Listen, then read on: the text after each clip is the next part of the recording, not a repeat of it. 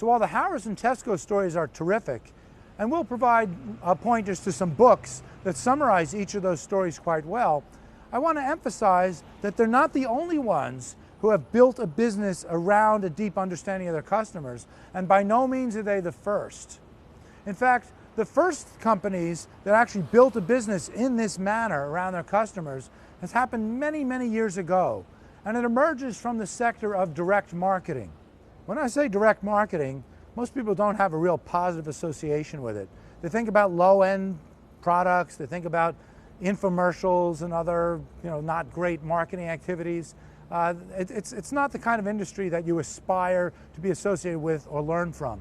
But when you strip away what most customers see from direct marketers and look at the actual business practices below the surface, you realize that it's actually quite impressive.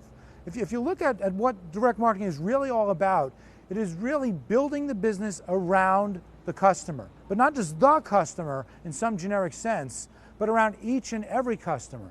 It's about understanding the relationship with each different customer. Who has bought what from us? For how much? What kinds of products have they inquired about? What kinds of products have they returned? What interactions have they had with customer service? That's what direct marketing is all about. It's having that much richer relationship between the company and the customer. What's interesting about it is that direct marketing is not a new concept.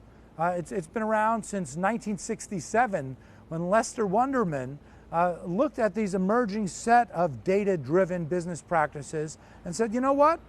There's actually a lot we can do. We can actually formalize some of these business practices and come up with some best practices associated with them. But even if you don't spend a lot of time thinking about direct marketing, a lot of the words and the concepts have already filtered their way into today's everyday marketing conversation. So a lot of the segmentation concepts that Barbara discussed are often associated with direct marketing, but even other expressions like customer lifetime value, something that you've heard about before and that we're going to spend more time talking about, that comes directly from the direct marketers. So the direct marketers were the first ones who said, you know what, we can collect all this data about our customers, about each and every one of them, and we can actually build a business by understanding who the valuable customers are, who the less valuable ones are, which messages we should be sending to which customers at which time, and importantly, what kinds of products we can develop and deliver in order to create more value for our most valuable customers and to try to attract more customers like them.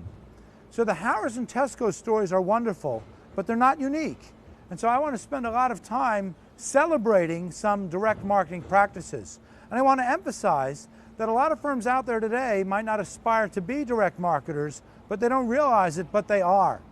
Any company that's operating on the internet, any company that has the capability to track a particular customer over time, has the capability to learn from direct marketing. And I encourage all of you to read books on direct marketing. Even if you don't think about yourself that way, there's just so many concepts that you can learn and leverage, especially as we enter this world of big data.